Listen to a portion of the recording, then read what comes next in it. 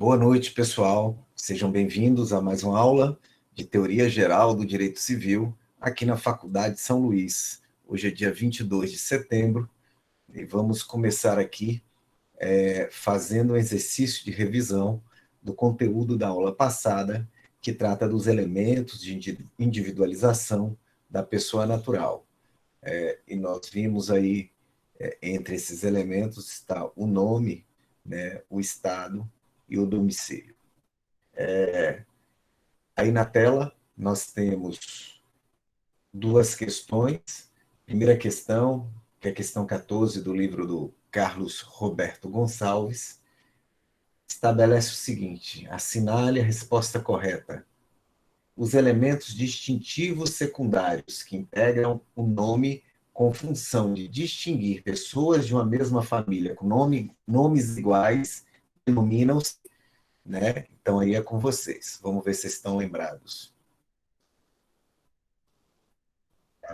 Professor, é para falar no áudio ou marcar lá no chat? Melhor marcar, né? Porque aí dá para todo mundo marcar e a gente vê aí como é que tá a galera no geral.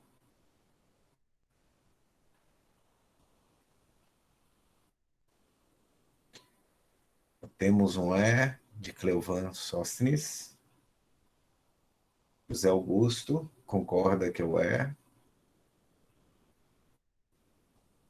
Né? Eu quero aí pelo menos 5 alunos participando. Fabiana e minha xará também concordam. E mais um para a gente fechar. Não, já tem 5. Josefa. Obrigado aí pela participação. Estão todos corretos. É exatamente o agnome mesmo, né?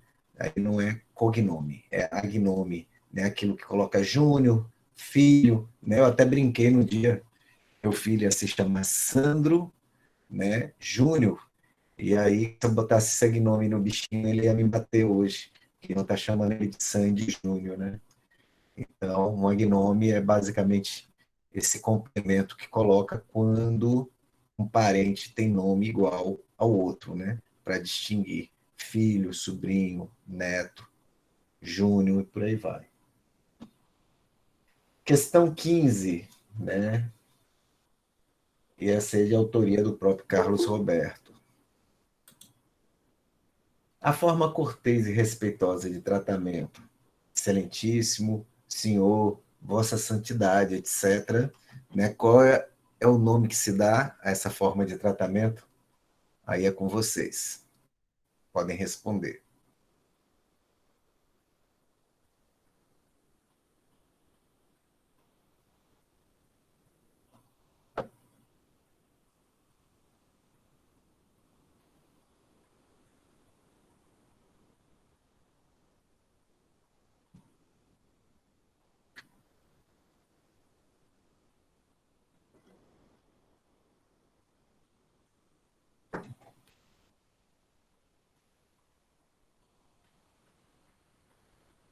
Vamos lá, galera. Nem que seja no chute. Tem que responder 5 alunos aí, senão eu não avanço. Acho que começa em Cleanderson, né? Cleanderson colocou D. Fabiana B. Cleovan E. José Augusto D. Sandra E. E Arnaldo A. Ou seja, tem para todos, né? Só não marcar o C, né? Na verdade, essa forma de tratamento é um nome chato mesmo de decorar, tá? Então nem se sintam frustrados por terem errados, mas é axiônimo. Então a resposta correta é D, certo? Pseudônimo é outra coisa, né? É um nome diferente do seu nome que você usa para algum fim, por exemplo, artístico, é para se esconder, por aí vai. E aí o nome que se dá isso é axiônimo. Esse, inclusive, é uma coisa difícil de saber. Vamos para o 16. Nunca ouvi falar esse. Pois é, meu amigo. Não vou mentir para você que antes de estudar isso também eu nunca tinha ouvido falar. Se alguém me perguntasse, né, eu não ia fazer ideia do que responder, sinceramente. né? Mas aí é bom que a gente saiba, né, para não ser pego no futuro. Né, Jean? Professor, a letra está pequenininha. Tem como o senhor aumentar um pouco? Eu não estou enxergando direito. Certo, obrigado pela observação. Eu vou aumentar. Professor, Pois não? nesse caso, atribui a todo pronome de tratamento, esse axio, como é? Axiomínio, Axiônimo, sim, axiônimo. né? Então, todo Chama pronome de axiônimo. tratamento. Isso quando eu uso com o nome da pessoa, né? Hum, Enfim, é invenção desse povo para a gente ter que decorar mais coisa. Não é nem parte do nome, na verdade. E a gente conhece como pronome de tratamento, né? Não precisava de inventar uma história nova, mas, né? hum, Vamos lá. enfim, Então, Jean, como eu disse, né? O material, né? Eu já até já observei isso. O material eu só disponibilizo depois que eu termino ele, né? Então, por exemplo, esse vai terminar exatamente nessas questões. Então, ele vai ser disponibilizado para vocês agora depois que a gente terminar, certo? E aí, depois dessas questões, começa pessoa jurídica, né? E aí vai ter uma série de slides de pessoa jurídica que eu só vou disponibilizar depois que eu terminar. Eu até já justifiquei, né? Porque as coisas têm que ter fundamento, é porque eu vou atualizando esse material antes da aula, né? Então, sempre estou estudando e atualizando. E aí, o que acontece? Se eu colocar um material antes, eu vou ficar tendo que ter dois trabalhos, né? Eu vou estar com o material desatualizado e o material... Vocês vão ter um material desatualizado para acompanhar o material atualizado que eu estou dando aula. Então, para evitar problemas, né? Mas assim, logo que termina, eu estou fazendo isso, eu estou disponibilizando aí no Google para vocês, Google Classroom, né? Então, já temos aí duas respostas de D e E, né? O itinerante tem por domicílio o Distrito Federal, sua última residência conhecida, a capital do estado em que tenha por último residido, D, o lugar que foi encontrado, e a capital do estado em que tiver que ser demandado, né? Então, me parece que D é o que está tendo mais e é o correto, né? Itinerante é aquela pessoa que não tem o local certo para ser encontrado. Então, é o exemplo do caso do domicílio presumido, certo? Por isso que a resposta é a letra D mesmo, ok? 19, pessoal. E aí é com vocês.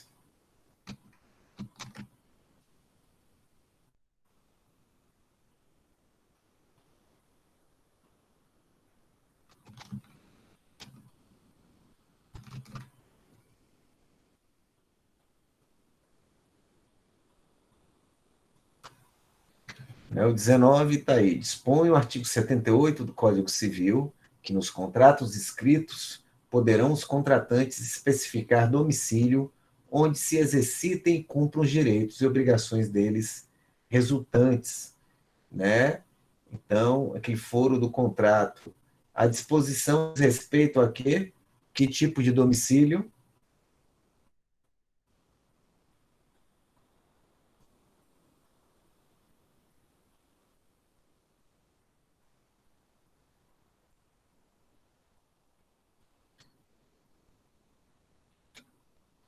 Né? Já temos 4 respostas aí.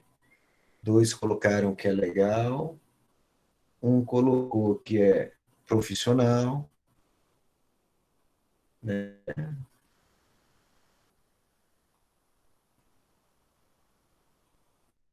Na verdade, está bem variado.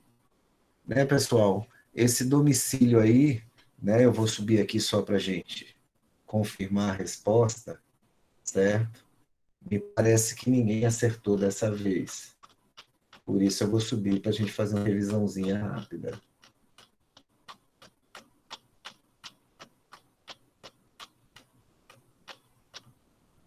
Aqui para essa tela. Né?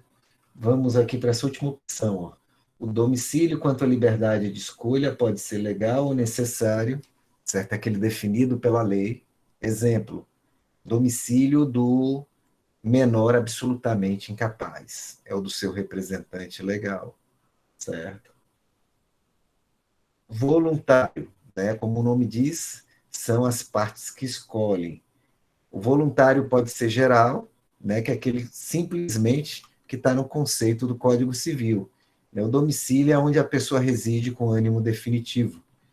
E pode ser especial, que são de dois tipos, né? O furo do contrato, que é esse da questão, né? Que é onde vão ser executadas as obrigações do contrato, e o furo de eleição, onde serão ajuizadas as ações decorrentes de litígios oriundos desse contrato, né? Então, a questão que foi colocada lá, ela trata desse foro do contrato. Né? O foro do contrato é uma espécie de domicílio especial, é uma espécie de domicílio voluntário, certo? Eu trouxe aqui para a tabela para vocês entenderem bem e perceberem que é uma questão difícil, né?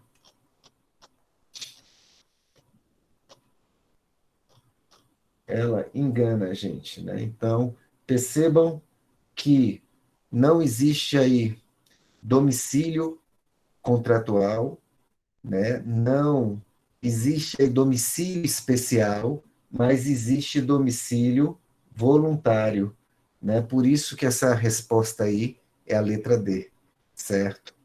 Boa noite, Priscila. Legal não é, que é o do menor.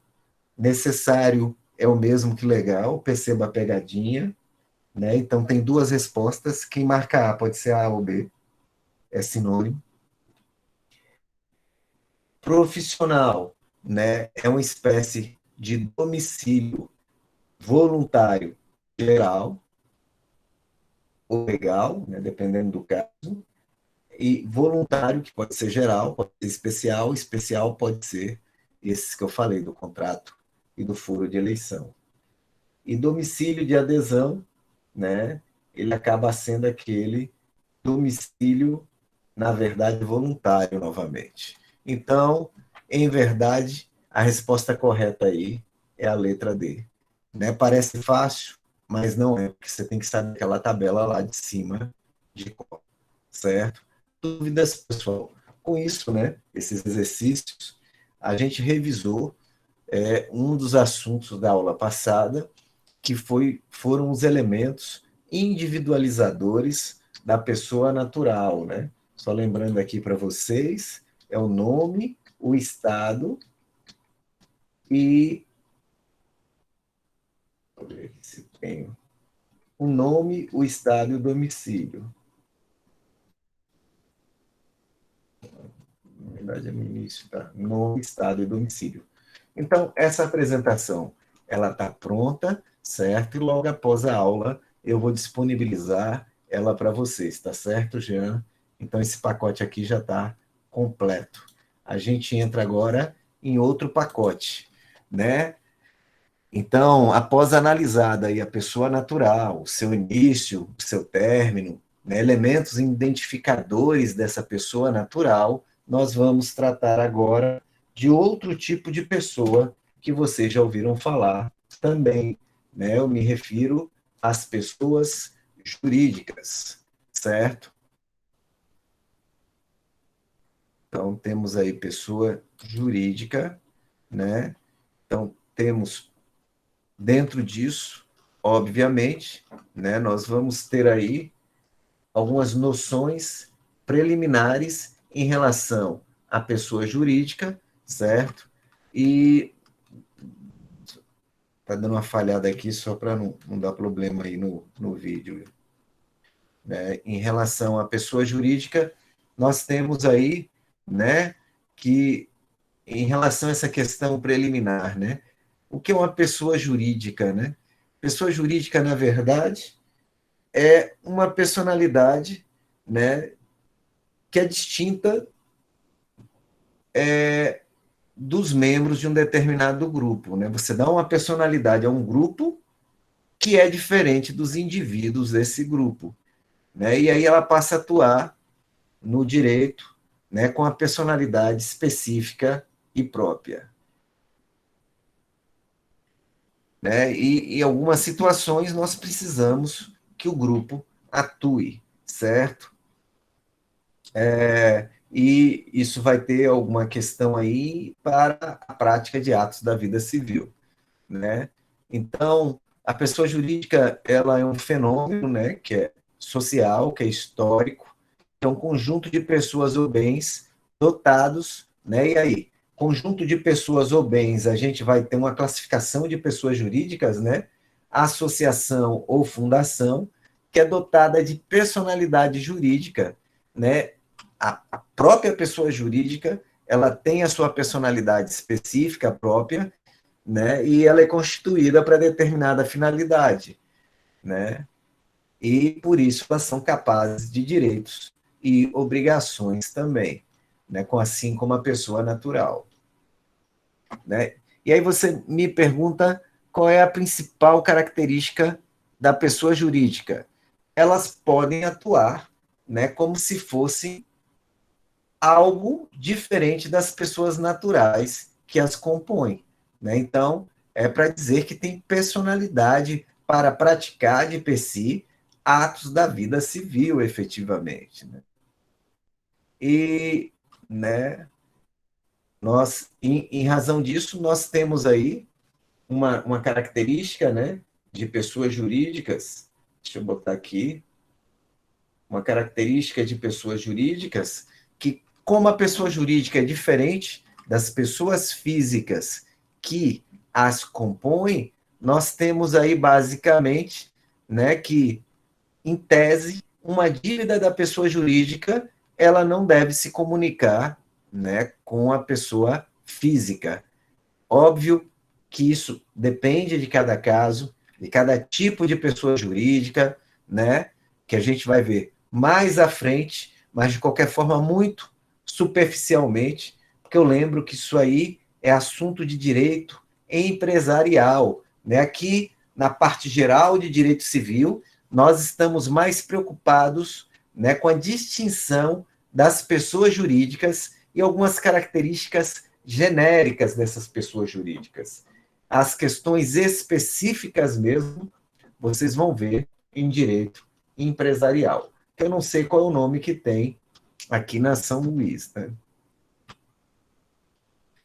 Sobre a natureza jurídica, né, o quadro aí já mostra a polêmica. Né? Nós temos, basicamente, né, dois grupos de teoria. Né? Tem uma teoria chamada negativista, que não é adotada, né, que não aceita que a pessoa jurídica tenha uma personalidade distinta dos indivíduos que a compõem. Pelo próprio conceito que eu acabei de dar, vocês já viram que essa teoria não é aceita no Brasil. E você tem um grupo das teorias afirmativistas, né? Essas já reconhecem, basicamente, a personalidade da pessoa jurídica como distinta das pessoas que os compõem. No entanto, o que acontece? Né? Nessas afirmativistas, vocês vão ter dois grupos, né? Teoria da ficção e da realidade, que basicamente significa o quê? Teorias da ficção, né? Teoria da ficção, na verdade, ela vai dizer que, basicamente, pessoa jurídica é, como o próprio nome diz, uma invenção, né, para acomodar essa possibilidade de que um ente fictício possa praticar atos da vida civil. Né? E essa ficção ela pode decorrer da lei, que é a teoria de Savigny, ou doutrinária, né? Que aí é Varelles, o adepto dessa teoria. E né, essa ficção doutrinária estabelece que uma pessoa jurídica não existe só porque a lei assim estabelece. Existe porque, né, os intérpretes do direito a reconhecem assim. Então, essa doutrinária, de jeito nenhum. Né, a da ficção já foi admitida aqui. Sendo que hoje, né, no atual estado do nosso direito civil, nenhuma dessas teorias da ficção, elas, digamos assim, elas podem ser aceitas hoje. Embora vocês vão ver muita gente ainda tratando da pessoa jurídica como uma ficção legal, né? Então, a teoria de Savigny tem uma força até hoje ainda, certo? As teorias da realidade, né? Nós vamos ter aí a teoria da realidade objetiva, que é chamada de orgânica também, né? Então, ela estabelece que a pessoa jurídica é algo real do ponto de vista sociológico e por isso tem vida própria, né? E trata a pessoa jurídica como se fosse um ser sociológico, mas um ser, né? E, enfim, esse ser teria uma vida distinta dos seus membros. E aí é um sujeito de direito real e verdadeiro. Então, perceba que essa, na verdade, eu diria que é a teoria mais radical. Ela é usada hoje, professor? Se pergunta, né? Sim, né?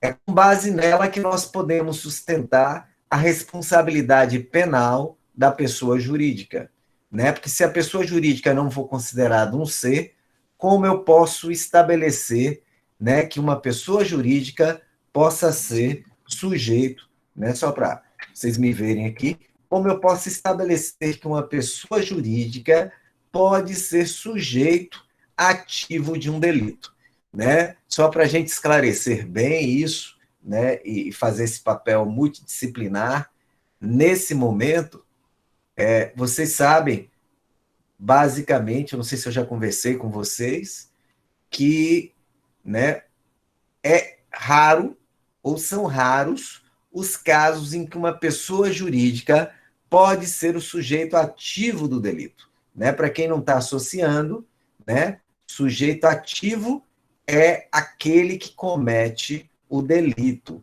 Né? Então, assim, não há nenhuma polêmica em relação a uma pessoa jurídica ser sujeito passivo.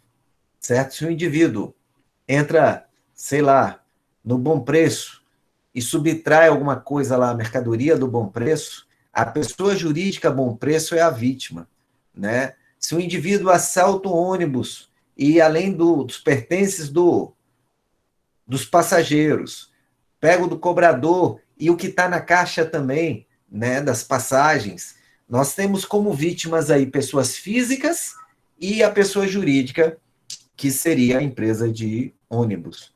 Então, assim, pessoa jurídica ser vítima, isso não é polêmico em penal, isso é plenamente possível. Agora, a pessoa jurídica ser sujeito ativo do delito, certo? Isso é polêmico exatamente, né, do choque dessa teoria de Savigny com a teoria orgânica. Porque como vocês estudaram em penal, a maior parte de vocês, né, alguns ainda me parece que não viram, segundo já relataram, para que alguém, né, aqui alguém sofra uma sanção penal, tem que praticar um fato típico, ilícito, culpável e punível, né? Dentro do fato típico que vocês viram, né, no segundo módulo do semestre passado, para quem fez penal 1, dentro do fato típico, vocês aprenderam lá que todo fato típico tem que ter uma conduta humana. Uma conduta humana exteriorizada não se pune pensamento, consciente não se pune ato reflexo, né? Voluntária, né? Tem que ser decorrente da vontade humana, não se pune coação física absoluta, né? E dirigida a uma finalidade, que aí vem um finalismo, que é a teoria finalista de Welsel. Né? Então, esses 4 requisitos da conduta humana para que a conduta seja típica e possa se avaliar se o fato também é típico. O fato a que se refere é um fato social que se adequa, se subsume a uma norma penal incriminadora, certo? Então, né, percebe que isso aí é a estrutura da teoria do crime. Né? Voltando, tem que ter uma conduta voluntária, né? Ou seja, em outras palavras, tem que ter uma conduta com vontade, né? Uma conduta com vontade. E como que você vai explicar vontade se você entende que a pessoa jurídica é uma ficção? Né? Isso é polêmico. Então, essa teoria de que a pessoa jurídica pode ser sujeito ativo do delito, e que no Brasil não é uma teoria mais, mas é excepcional, né? José Hilton já matou ali a charada. No Brasil, por força do artigo 225, parágrafo 3º da Constituição, a pessoa jurídica pode ser sujeito ativo de crime ambiental, né? E a Lei 9.605 de 98 regulamentou essa norma, que é de eficácia contida na classificação de José Afonso da Silva, né? E a partir de 98, então, nós temos a possibilidade no Brasil de uma pessoa jurídica ser sujeito ativo de delito, né? Eu já tive a oportunidade de denunciar algumas, certo? E aí o que acontece? Né? A lei vai regulamentar como se caracteriza essa vontade, lá no artigo 3º da Lei 9.605, especificamente, e vai regulamentar como são as sanções penais. Né? Não é nada complexo. Porque, vamos lá, do ponto de vista da sanção, no Brasil nós temos basicamente pena privativa de liberdade, restritiva de direito e, né, multa. Qual dessas três, pessoa jurídica não pode ser sancionada? Né? Pessoa jurídica não pode ser presa, né? Exatamente. Privativa de liberdade. Isso. Então, né, não preciso nem de ler a lei para saber que essa foi tirada do rol como sanção. Né? E como vai fazer um nexo da vontade da pessoa jurídica com a vontade, né, dos seus representantes legais, o artigo 3º explica direitinho, e nós já temos isso tranquilamente resolvido, aceito pela jurisprudência, efetivo aqui no Brasil.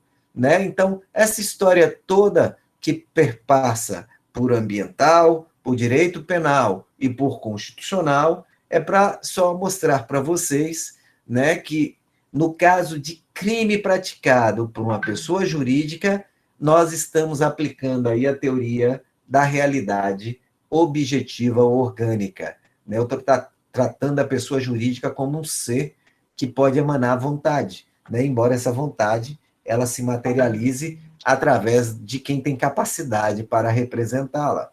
Né? Então, é óbvio que todo delito praticado por uma pessoa jurídica vai ser um concurso necessário, né, com pessoa física. Mas eu não sou obrigado a identificar a pessoa física. Essa que é a vantagem de, né, responsabilizar a pessoa jurídica, e que a maior parte dos tratados internacionais sugerem que os países que aderem a esses tratados, né, que combatem tráfico internacional, lavagem de dinheiro, criminalidade cibernética, né, o Tratado de Budapeste, por exemplo, eles sugerem que os países signatários criminalizem a conduta das pessoas jurídicas no seu direito interno. Por quê? Né? Imagine que a Petrobras cometa um crime ambiental de derramamento de óleo. A gente encontra o óleo, né, faz análise do DNA do óleo e descobre que é da Petrobras. Ponto, acabou. Né? Eu posso até descobrir exatamente de onde saiu, mas daqui que eu vou descobrir quem é a pessoa física ou a cadeia de pessoas físicas responsáveis por aquilo, vai dar prescrição. Né? Então, em crimes praticados, né, por grandes conglomerados econômicos, daí o caso Brumadinho, né, se eu for esperar descobrir quem é a pessoa física ou pessoas físicas que são partícipes ou autores do delito, não vou encontrar nunca. Vai prescrever e eu não vou achar. Né? Mas eu sei que se aquilo foi feito em benefício da empresa, né, e obedecendo uma determinação de quem tinha capacidade para decidir nessa empresa, eu não quero saber. A empresa tem responsabilidade penal, né, independentemente dos indivíduos que forem identificados.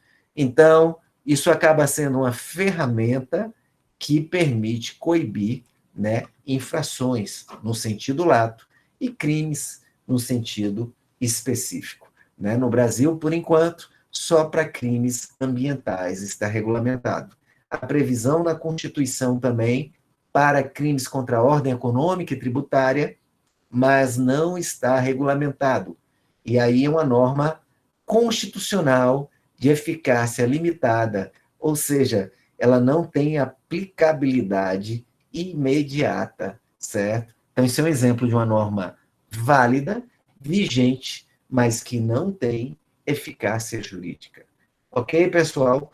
Dando prosseguimento, nós temos também, né, a teoria da realidade jurídico-institucionalista, né?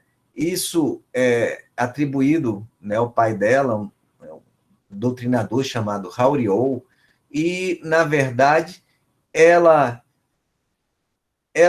parece, né, um pouco com a orgânica, certo? No aspecto de que é um ser sociológico, né? Só que essa teoria trata uma pessoa jurídica como se fosse uma organização social destinada a um fim, né? E por isso que ela é personificada,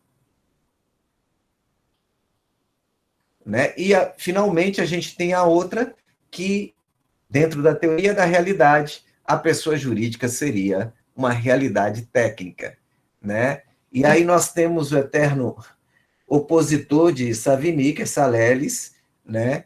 E estabelece que, na verdade, isso só é feito por uma questão técnica, né? Porque para que grupos de pessoas possam atuar para um fim específico, né? A personificação desse grupo de pessoas vai propiciar essa possibilidade, né? Então, a personalidade jurídica, né, vai ser um atributo que o Estado defere a essas pessoas. E todas essas são criticadas, né? Aqui é mais, na verdade, a gente fazendo um resumo aqui para vocês. Deixa eu ver se eu bloqueei aqui meu som. Não, estão me ouvindo. Então, a teoria, né, que basicamente nós temos que nos atentar aqui são duas, certo? E são duas teorias afirmativistas. É a de Savigny, que é da ficção legal, e a da realidade objetiva, que é orgânica. Né? E você vai falar, como assim, professor? Nós estamos saindo de uma e indo para outra. É basicamente isso, certo? Dúvidas?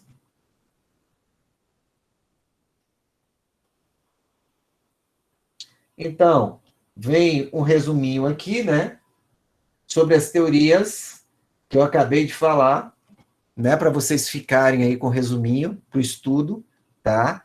Então, eu não vou repetir, mas tudo que eu falei está apresentado aí para vocês. Né, eu só recomendo que vocês fixem essas duas que são as mais importantes, que é de Savigny, que é da ficção legal, e a da realidade objetiva orgânica, né? Vou pegar aqui, ó, realidade objetiva orgânica, ok?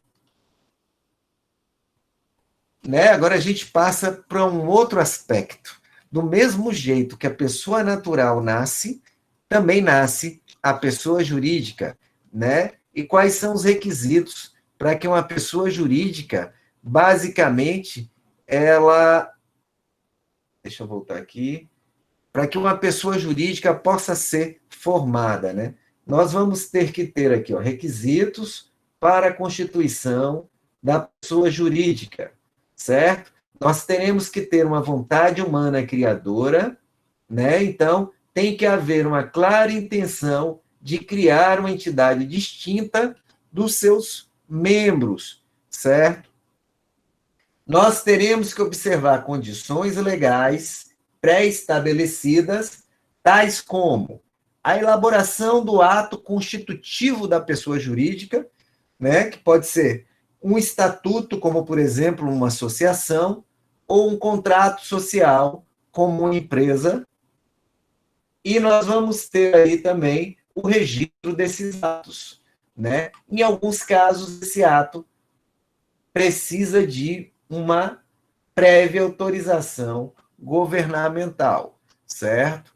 E, né, dentro disso, obviamente, a empresa né, ela tem que ter o objeto da sua atividade lícito, né?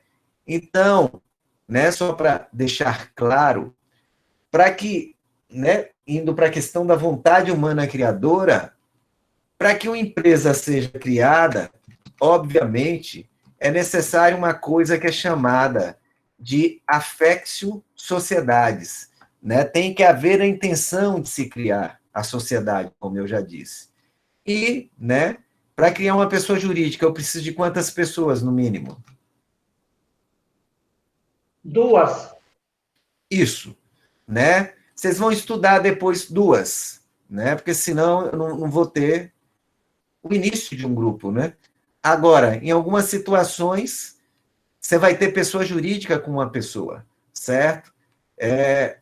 Mas a gente vê isso depois, com calma. E ainda tem a história do... Eu mostro depois, para a gente não confundir. Mas, a princípio, isso, né? Então, só repetindo, o estatuto, quem vai ter como ato constitutivo são associações, né? Contrato social vão ser as sociedades empresariais ou simples, né? Que antigamente era chamada de sociedades comerciais e civis. E lembrando, né, que não está aí, mas uma fundação não precisa nem de um estatuto nem de um contrato social. Uma fundação precisa de uma escritura pública ou testamento para ser criada, né? E para que comece, né, o início formal, né, da existência da pessoa jurídica, né? Isso está no artigo 45 do Código Civil. Vou até colocar aqui para a gente dar uma olhada.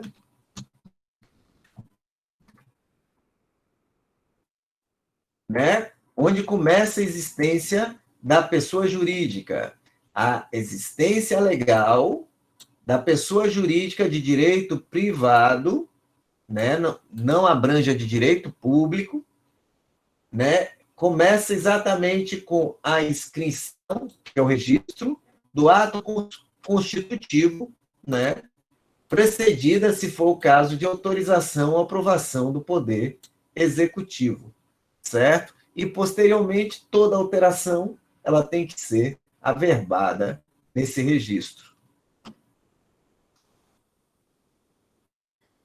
Então, antes do registro, se diz que essa sociedade, se ela pratica alguma coisa, ela é chamada de sociedade de fato, né? E aí ela é equiparada ao nascituro, né? Ela pode até adquirir direitos e contrair obrigações desde que ela seja efetivamente registrada, né? E lembrando que, mesmo que não seja registrada, as obrigações vão existir, só que elas não serão, né, de uma pessoa jurídica, porque não existe. Elas vão ser das pessoas que praticam esses atos. E aí acaba se confundindo o patrimônio de quem está na atuação disso, né?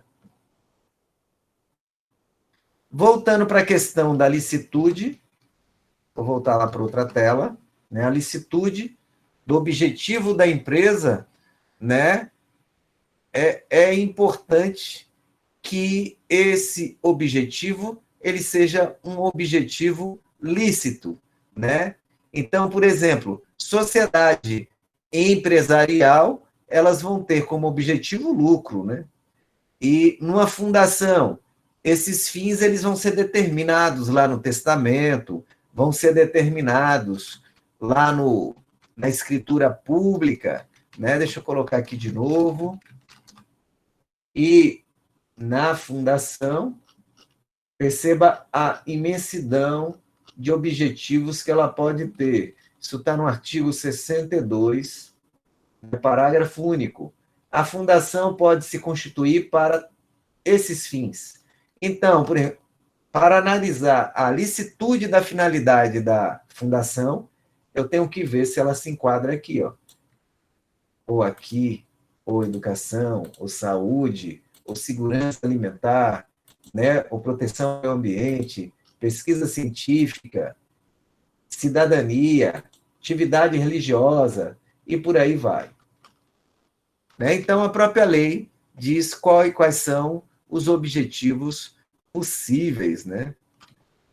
Aí vamos lá, né? Uma associação pode ter fim econômico, pessoal?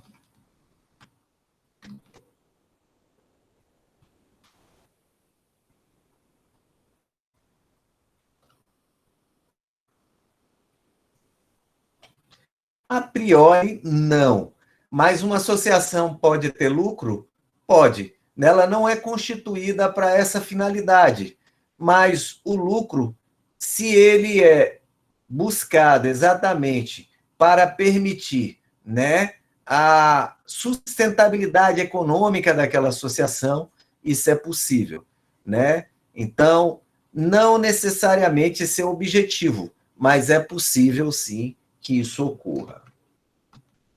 Mas a gente fala disso com mais calma quando falar de associação, que a gente vai tratar dela especificamente, né? Então, coloquei alguns artigos aqui do Código Civil, né? Primeiro, sociedade regular ou de fato, né? Então, o que é uma sociedade regular ou de fato? É aquela, né, que não é formalizada com o registro do ato constitutivo. Basta lembrar que isso não é incomum, né? Principalmente para quem atuar em interior e nas periferias de Aracaju, vai localizar diversas sociedades de fato irregulares, né? A gente tem contato com muitas dessas. Por exemplo, na área ambiental, às vezes eu não preciso nem de pedir perícia nem nada, né? Basta pedir que me apresente a documentação e se verifica que é totalmente irregular, né? Então, é muito comum, né? Isso aí, uns botequinhos, umas pequenas mercearias, a gente está aí com sociedades irregulares. E aí, qual é a característica? Né? Como não existe essa proteção, porque não nasceu juridicamente uma pessoa jurídica, né? Os indivíduos respondem solidária e limitadamente pelas obrigações sociais. Ilimitado quer dizer que até o patrimônio desses indivíduos respondem por isso, certo? E agora os atos dessa empresa valem, né? Quem tiver direito perante uma empresa que é uma sociedade regular ou de fato, seu direito deve ser resguardado. E, em contrapartida, a sociedade de fato tem que garantir o cumprimento da obrigação assumida por aquela. Capacidade pessoal, né? A gente está tratando agora de grupos despersonalizados, ok? E deixa eu voltar aqui, que eu pulei demais, né? E aí a questão, né, legitimidade para atuar em processo. E nós temos aí, basicamente, dentro disso, a capacidade processual, né? E quando a gente fala de capacidade processual, a gente está falando aí, especificamente nesse ponto, da capacidade processual de grupos despersonalizados, certo? Então, tem alguns grupos que, embora não sejam considerados pessoas jurídicas, ou seja, eles não têm uma personalidade específica jurídica, eles têm capacidade processual, né? E, em função disso, é reconhecida a representação processual desses indivíduos, tendo legitimidade ativa ou passiva para entrar com ações ou serem acionados em juízo, né? E nós vamos ter dois grupos, basicamente. Nós vamos ter universalidades de direito e de fato, né? O conceito de universalidade de direito está aqui no artigo 91, pessoal, ó. Constitui universalidade de direito o complexo de relações jurídicas de uma pessoa dotada de valor econômico, né? Então, o que nós temos aí como exemplo? Nós temos esses exemplos no artigo 75, né? Universalidade de direito. A massa falida, né? Isso aí decorre lá daquelas questões, enfim, né? Da empresa que está numa situação complicada, herança jacente ou vacante, né? Aquela herança basicamente que está sem herdeiros conhecidos, né, o espólio, né, espólio, na verdade, é o conjunto de bens e direitos do falecido, né, e aí o inventariante, que vai representar o espólio, né, a sociedade, associação irregulares, né, por quem é o seu administrador. E olha que outra universalidade de direito, né, o condomínio. Nós vamos ter aí que o condomínio é representado pelo administrador ou pelo síndico, certo? Além disso, nós temos exemplos de consórcios, certo? E, entre outros grupos despersonalizados, né, nós temos, por exemplo, a família, né?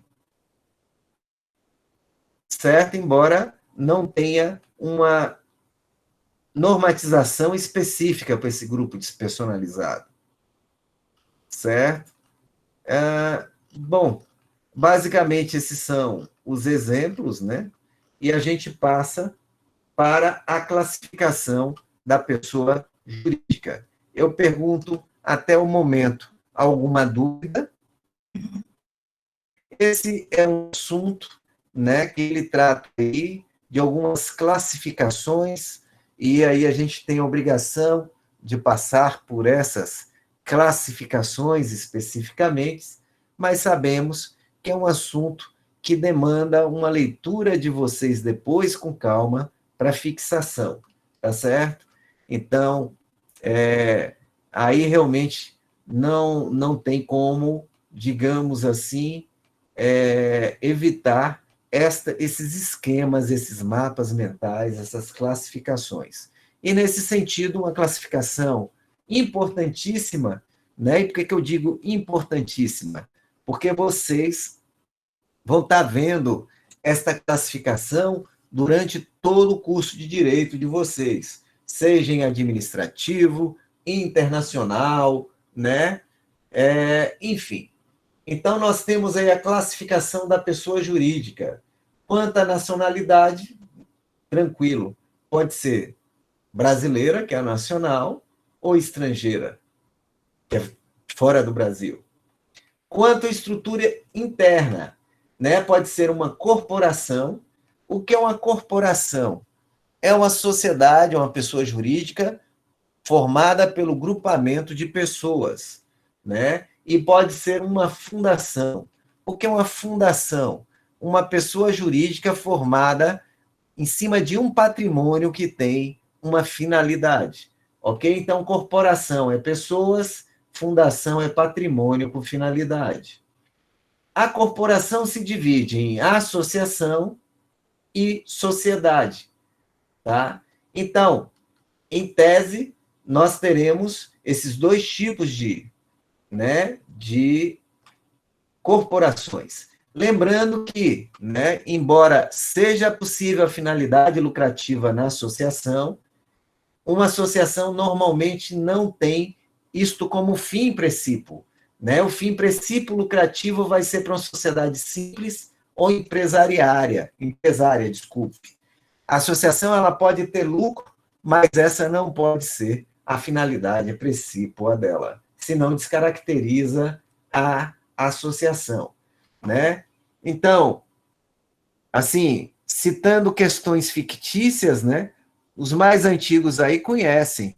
Por exemplo, em Sergipe, nós temos quanta função, nós temos aí as pessoas jurídicas de direito público e de direito privado, certo? Pessoas jurídicas de direito público podem ser de direito público externo e de direito público interno, né? Direito público externo, nós temos os outros países, né, e alguns organismos internacionais, como, né, o Vaticano, a ONU, a OEA, né, entre outros. De direito público interno, nós temos aí os entes da administração direta, né, que é a União, Estado, municípios e Distrito Federal, e da administração indireta, né, que vai autarquias, fundações públicas, sociedades de economia mista, empresas públicas, etc. E nós temos aí quanto à função, né, nós temos também, ao contrário do direito público, de direito privado, que é o objeto aqui do nosso estudo, né? Essa aqui, ó. Corporação, que pode ser associação, né? Ou sociedade simples ou empresária, e a fundação. Ok? Até aí?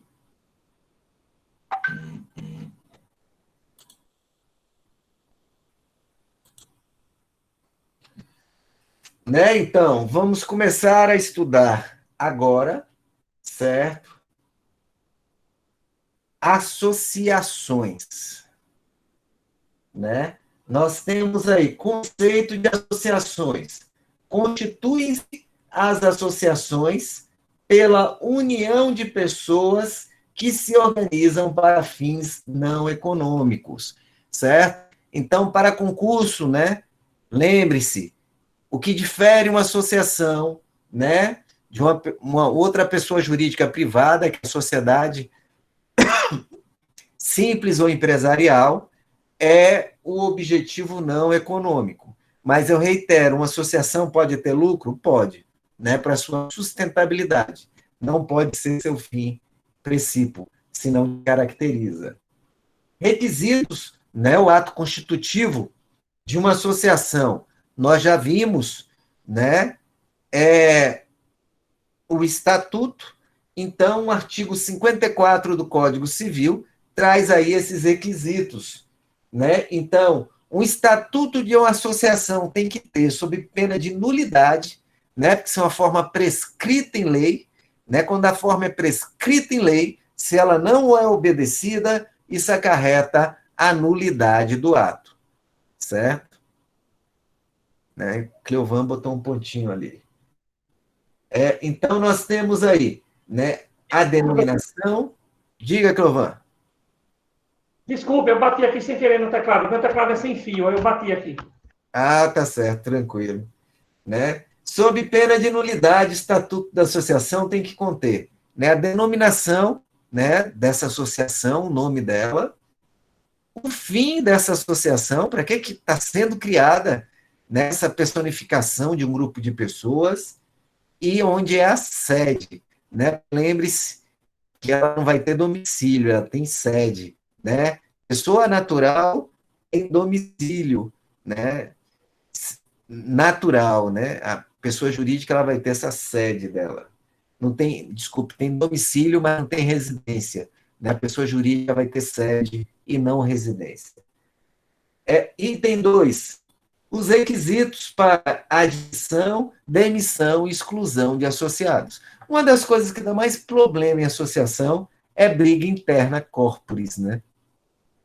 Então, esses detalhes eles têm que ser todos traçados para evitar maiores problemas posteriormente.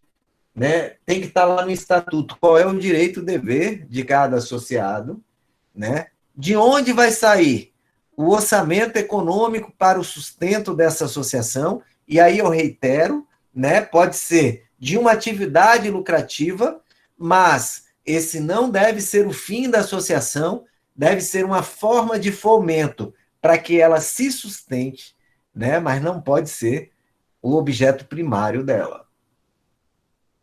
O modo de constituição e funcionamento dos órgãos deliberativos, né? Os órgãos de administração, de direção dessa associação. Né? Tem que estar estabelecido também as condições para alteração, né, das normas estatutárias e para a dissolução da associação, além da forma de gestão administrativa e como as contas serão aprovadas. Esse último item é importantíssimo, porque o que mais para no judiciário de associação por rachas internos, né, brigas internas, é exatamente, né, pedidos de prestação de contas, de gestões que são questionadas por associados ou adversários internos dentro da associação. Então, esses são os requisitos para a elaboração de um estatuto. Né? O nosso próximo item.